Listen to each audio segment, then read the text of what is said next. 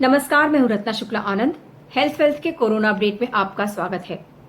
क्या दुनिया भर में लोगों को कोरोना वायरस के साथ रहने की आदत डालनी होगी?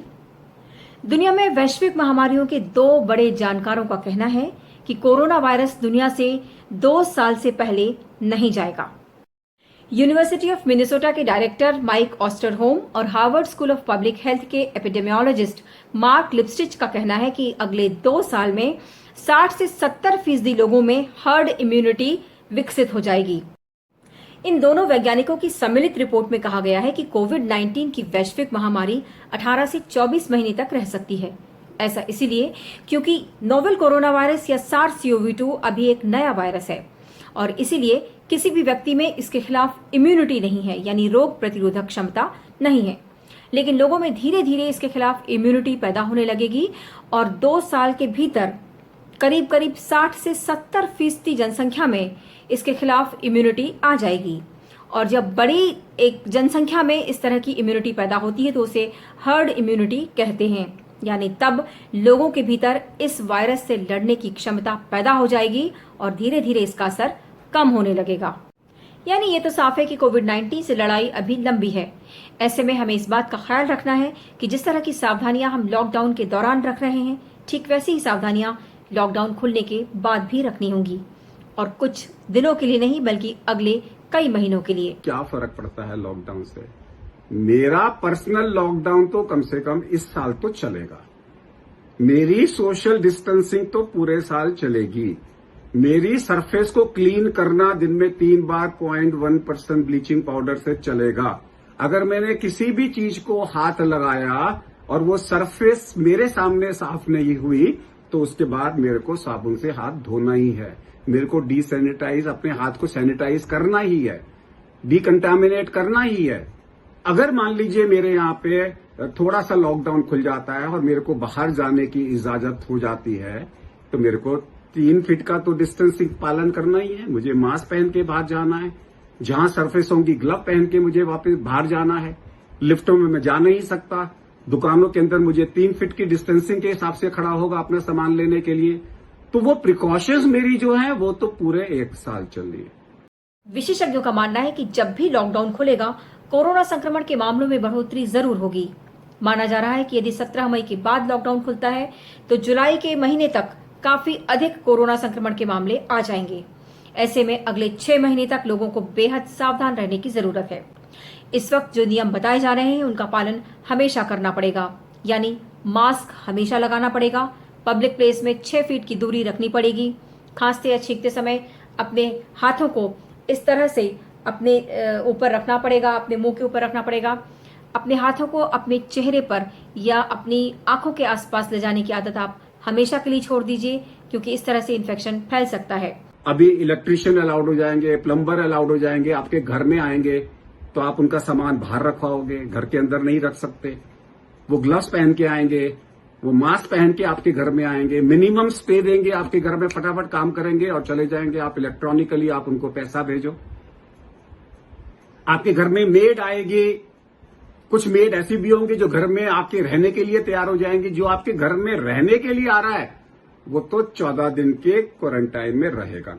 खासतौर से बुजुर्गों के लिए जरूरी है कि वो अगले 6 महीने तक बिल्कुल सतर्क रहें। जिस तरह से अभी रह रहे हैं ठीक वैसा ही जीवन अगले 6 महीने तक बिताएं, यानी लोगों से कोई मेल जोल ना रखें, घर में ज्यादातर समय अकेले रहें और अपने आप को घर के भीतर ही व्यायाम के जरिए स्वस्थ रखें। अब तो आरोग्य सेतु ने हमारे को एक और चीज दे दी है कि आपके घर में कोई भी आ रहा है, आप उससे पूछो कि तेरे आरोग्य सेतु में जहां जहां तू जा रहा है, यानी कि तेरे घर में जहां तू रह रहा है, तो तेरे 1 किलोमीटर के एरिया में कितने लोगों को सस्पेक्टेड है, कितने लोग पॉजिटिव हैं, ये आपको पता लग जाएगा। सबको बोलो कि अपना जो है ब्लूटूथ ऑन रखे और अपना जीपीएस ऑन रखे, तो आपको हर लेवल पे पता लग जाएगा कि आपके एरिया में कितने हैं।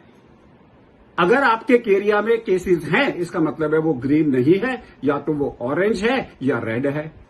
और ऑरेंज एंड रेड वालों को तो आप घर में नहीं बुलाओगे ना। क्योंकि जब कोविड-19 महामारी आई तो उसके लिए हम पहले से तैयार नहीं थे, लेकिन आज जब हम ये जानते हैं कि ये महामारी अगले कई महीनों तक हमारे साथ ही रहने वाली है, तो हमारी जिंदगी में कुछ और बदलाव आने वाले हैं। अभी जब कोविड-19 आया था तो हम तैयार नहीं थे। हमें ये भी मालूम नहीं था कि ये कैसा रहेगा और क्या क्या इसके लिए हमें प्रिकॉशंस लेनी पड़ेंगी। परंतु अब एपिडेमिक से हमें जो सबक मिला है, उससे क्या क्या सावधानियां और क्या क्या प्रिकॉशंस और आगे के काम करने के लिए हमें क्या क्या चेंजेस करने चाहिए अपने लाइफस्टाइल में, वो सब चीज़ें हमें सोचनी होंगी। हमारा जो पूरा डेली लिविंग है, उसकी जो एक्टिविटीज़ हैं वो बिल्कुल चेंज हो जाएगी। जो लोग बाहर जाते हैं, ऑफिस जाते हैं, उनका ऑफिस जाना बंद होगा। कम से कम 2 से 3 दिन उन्हें वर्क फ्रॉम होम करना पड़ेगा। अगर वो वर्क फ्रॉम होम करेंगे तो उनका जो पूरा अरेंजमेंट उनको वैसा रखना पड़ेगा। जो हम वैसे सोशली बाहर जाते थे वो भी चेंज हो जाएगा, क्योंकि कहीं भी हमें भीड़ से बचाव करना होगा। कोई पिक्चर जाना या कोई क्रिकेट मैच देखना या और कोई स्पोर्ट्स की एक्टिविटी, वो सब बिल्कुल चेंज हो जाएंगी। कोई भी सुबह सैर करना, एक्सरसाइज के लिए जाना, जिम के लिए जाना, उस सब में भी पूरा सब चेंजेस आ जाएंगे।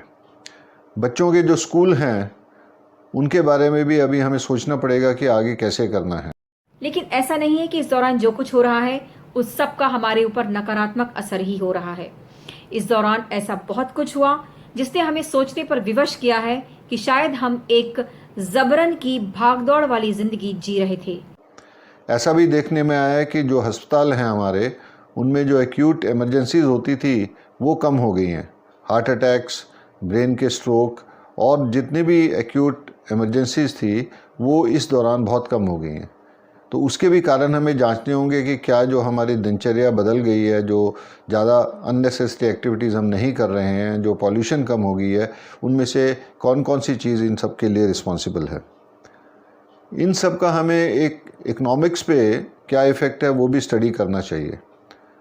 और जैसे मैंने कहा कि अभी तो हम तैयार नहीं थे, परंतु आगे के लिए यह बात तो अब सब मानते हैं कि जिस तरह से हम डिफेंस के लिए प्रिपेयर्डनेस होता है हमारा अपना नेशनल सिक्योरिटी के लिए, उसी प्रकार से हमें हेल्थ के लिए भी एक पूरे वॉर फुटिंग पे हमेशा तैयार रहना चाहिए, ताकि कभी भी कोई ऐसी आपदा आए तो उसका हम सामना कर सकें।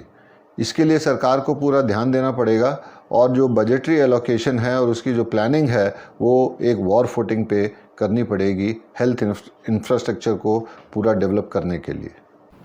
विशेषज्ञों का मानना है कि कोविड-19 संक्रमण से बचाव के लिए लोग जो नई नई आदतें सीख रहे हैं उसका फायदा उन्हें दूसरी बीमारियों से बचाव में भी मिलेगा।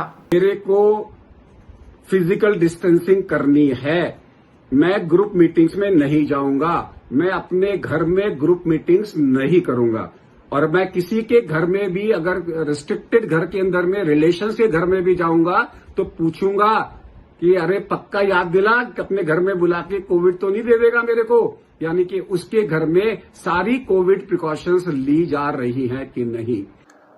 ये जो वर्क फ्रॉम होम आगे आगे होगा, मैं ऐसा उम्मीद करता हूं कि जैसे ऑड इवन दिल्ली में किया था प्राइवेट व्हीकल्स के लिए, उस प्रकार की कोई स्कीम हमें चलानी पड़ेगी जिसमें कुछ लोग किसी दिन जा रहे हैं और बाकी के लोग दूसरे दिन ऑफिस में जा रहे हैं। और वो सब करने से कुछ पॉजिटिव चीज़ें भी आएंगी। और हमें ये सब चीज़ें अभी से स्टडी करनी चाहिए कि जो पॉल्यूशन ट्रैफिक की वजह से कम हुआ है उसका हमें क्या क्या फ़ायदा है। कुछ फ़ायदा हम देख रहे हैं कि जो प्रदूषण है वो बहुत कम हो गया है, जो आसमान है वो हमें बिल्कुल नीला दिखता है, नदियों का पानी साफ़ हो गया है, हरिद्वार में जो गंगा जी का पानी है वो पीने के लायक हो गया है। तो इस प्रकार के जो बेनिफिशियल इफ़ेक्ट हैं इसके, वो भी बहुत आगे सोचने की बात है कि वो कौन कौन से हमें उसका फ़ायदा क्या होगा। उम्मीद है आपको आज का ये वीडियो पसंद आया होगा। आप मेरे वीडियो को लाइक कीजिए, शेयर कीजिए और हेल्थ वेल्थ को सब्सक्राइब कीजिए। हेल्थ वेल्थ के अगले वीडियो में आपसे फिर मुलाकात होगी। तब तक के लिए नमस्कार।